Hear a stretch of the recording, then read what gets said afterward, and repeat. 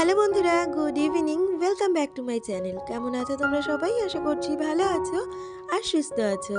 আমরাও না বেশ ভালো আছি। আর আজকে হচ্ছে মঙ্গলবার, এখন ঘড়িতে বাজে বিকাল ৫টা। তোমাদেরকে সাথে নিয়ে আজকের ব্লগটা এখান থেকে শুরু করছি। আই হোপ ব্লগটা ভালো লাগবে।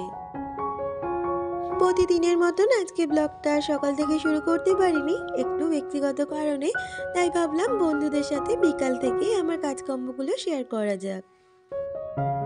আমাদের মেয়েদের সকাল হোক বা বিকাল, কাজের কিন্তু কোনো খামতি থাকে না। যখনই আমরা সময় পাই ঘরের কাজগুলোকে আমরা কিন্তু তখনই সুন্দরভাবে গুছিয়ে করি। আর এই তো সকাল হোক বা বিকাল দুবেলায় কিন্তু এই কাজটা আমাকে করতে হয়। আগে বিছানাটাকে ঝেড়ে নিয়েছি আর তারপরে বিছানাতে ভালো করে সব গুছিয়ে রাখছি। আসলে বিছানা জিনিসটা এমনই, সেটা যদি সবসময় পরিষ্কার থাকে, হঠাৎ করে বাড়িতে যদি লোকজন চলেও আসে তাহলেও কিন্তু বেশ ভালো লাগে। আর আমার বিছানাটা আমি সবসময় কিন্তু পরিষ্কার পরিচ্ছন্ন রাখার চেষ্টা করি। আর ঘর বাড়ি পরিষ্কার পরিচ্ছন্ন রাখলে কিন্তু নিজের মন থেকেও একটা শান্তি আসে। কে ভালো বললো কে খারাপ বললো তাতে কিন্তু কোনো যায় আসে না। নিজের মন মানসিকতা ভালো রাখার জন্য কিন্তু ঘরের কাজগুলো আমরা সবসময় করে থাকি। আর বিছানা ঝাড়ার সাথে সাথে বেড সাইড টেবিলটাও কিন্তু সুন্দরভাবে ঝেড়ে গুছিয়ে নিলাম।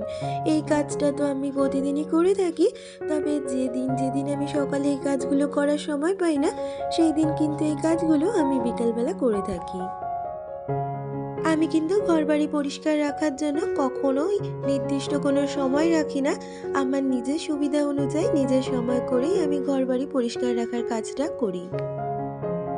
এখনো পর্যন্ত যারা আমার ভিডিওটা দেখছো, আজকের ভিডিওটা তোমাদের যদি কিছু ভালো লেগে থাকে প্লিজ একটা লাইক কমেন্ট করে দিয়েছো। আর আমার চ্যানেলের নতুন বন্ধু হয়ে থাকলে চ্যানেলটাকে সাবস্ক্রাইব করে আমার পাশে থাকতে পারো।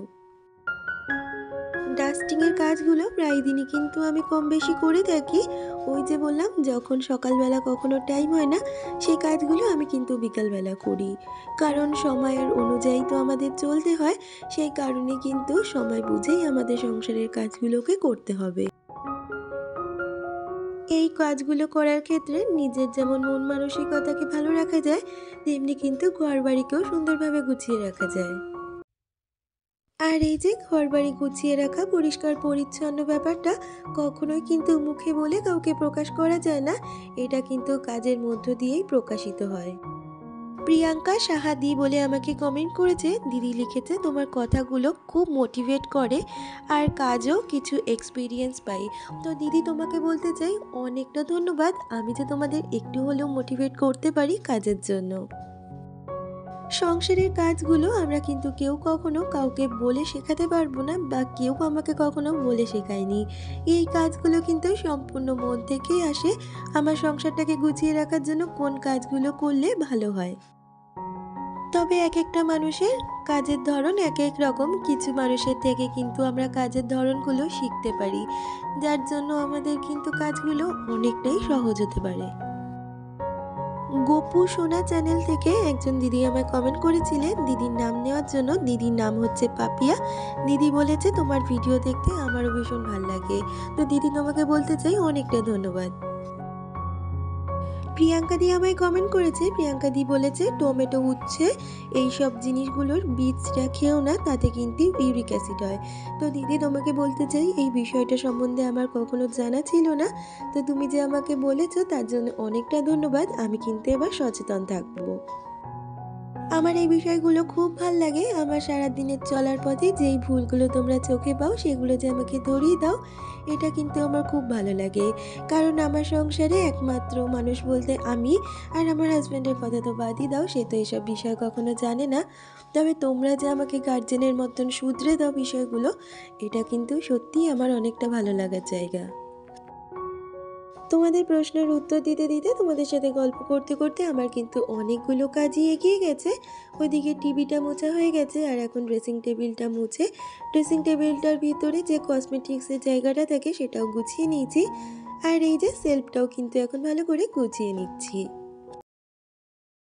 সুমি সাহা নামে এক বোন আমায় কমেন্ট করেছিলে, তুমি লিখেছো দিদি তুমি সয়াবিন যে কড়াইতে রান্না করেছো সেটা কোন কোম্পানি আর কোথা থেকে নেওয়া, কাইন্ডলি বলো, কারণ আমি যে কড়াইতে রান্না করি তাতে কালো হয়ে যায়, না হলে লেগে যায়।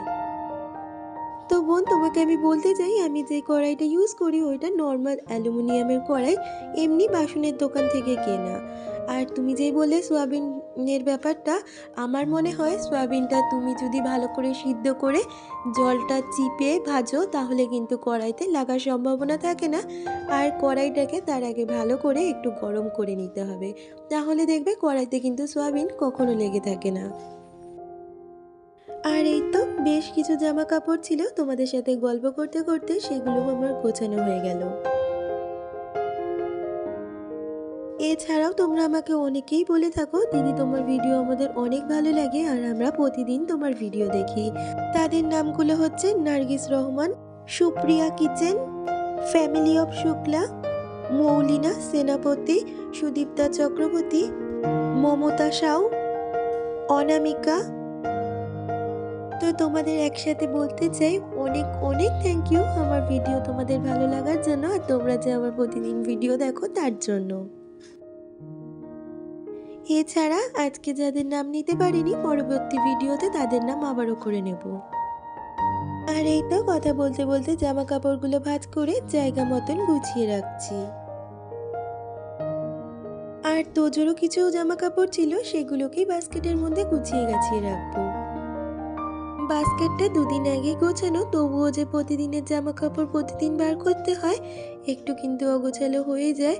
কিন্তু মাঝে মধ্যে কিন্তু এগুলোকে আমি ঘুরিয়ে ফিরিয়ে আবারও ভাঁজ করে রাখি, তাতে করে কিন্তু চট করে জামা কাপড়গুলো হাতের সামনে পাওয়া যায়।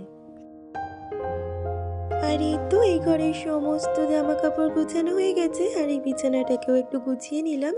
আর এই কম্বলটা না এই বিছানাতেই রাখি, মাঝে মধ্যে যখন এই বিছানায় এসে একটু বসা হয় বা শোয়া হয় তখন এই কম্বলটা ব্যবহার করা হয়। তাই ভাবছি এখন আর শীতে এই কম্বলটা এখন আলমারিতে তুলবো না, শীতটা চলে যাওয়ার পরে আবারও ড্রাই ওয়াশ করে তুলে দেবো। আর এই তো সোফাটাকে ভালো করে গুছিয়ে নিলাম, কারণ এই কভারটা মাঝে মধ্যেই কিন্তু এদিক ওদিক সরে যায়, তাই কিন্তু এই কাজটা আমাকে প্রতিদিন করতে হয়। আর সোফার এক কোণে চাদরগুলো রেখে দিলাম, যেটা আমার প্রতিদিনের লাগে। ঘরের সমস্ত কাজ গুছিয়ে চলে এলাম রান্নাঘরে, বেশ কিছু বাসন ছিল সেগুলোকেই এখন গুছিয়ে নেব। প্রতিদিনের বাসনগুলো যদি সময় করে জায়গা মতন গুছিয়ে রাখা যায় তাহলে কিন্তু রান্নার সময় বাসন আর খুঁজতে লাগে না, যেখানে রাখা থাকে সেখান থেকে কিন্তু আমরা চট করে পেয়ে যেতে পারি।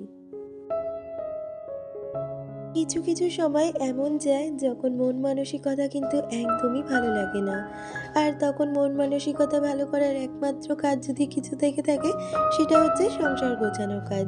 আর আজকেও সেরকম পরিস্থিতির শিকার কিন্তু আমি নিজেই। নিজের মন ভালো রাখতে যেমন সংসারের কাজগুলো করি, তেমনি কিন্তু সংসারকে সুন্দরভাবে গুছিয়ে রাখতেও কাজগুলো করে থাকি প্রতিদিন।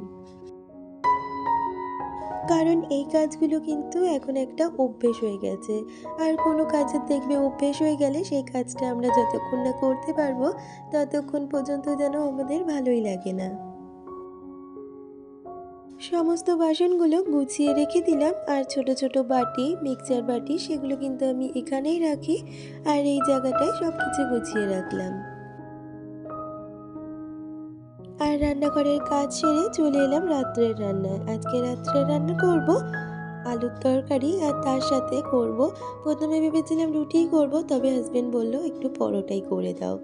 তো দেখো আলুর তরকারিটা আজকে একদম নর্মালভাবে করব না, একটু অন্যরকমভাবে আদা ঘষে দিলাম, জিরের গুঁড়ো লঙ্কার গুঁড়ো দিয়ে ভালো করে কষিয়ে জল দিয়ে দেবো। নিরামিষ আলুর দম যেমন হয় সেইভাবেই করার চেষ্টা করেছি, তবে আলুগুলোর কাটিংটা একটু অন্যরকম রেখেছি। আর ওই তো এদিকে আলুর তরকারিটা বসিয়ে এখন আমি পরোটাগুলোকে বেলে নিচ্ছি। আজকে কিন্তু আটার পরোটাই করছি, তবে আটাটা মাখানা ভীষণ শক্ত হয়ে গেছে, যার জন্য একটা পরোটাও আজকে আমার গোল হয়নি। তবে আমি কিন্তু খুব ভালো গোল পরোটা রুটি বেলতে পারি। আজকে না হওয়াতে মনটা একটু খারাপ লাগলোই। তার মধ্যে মনটা যে খারাপ সেই জন্যেই না আরও কোনো কাজ ঠিকঠাক করে যেন হচ্ছে না।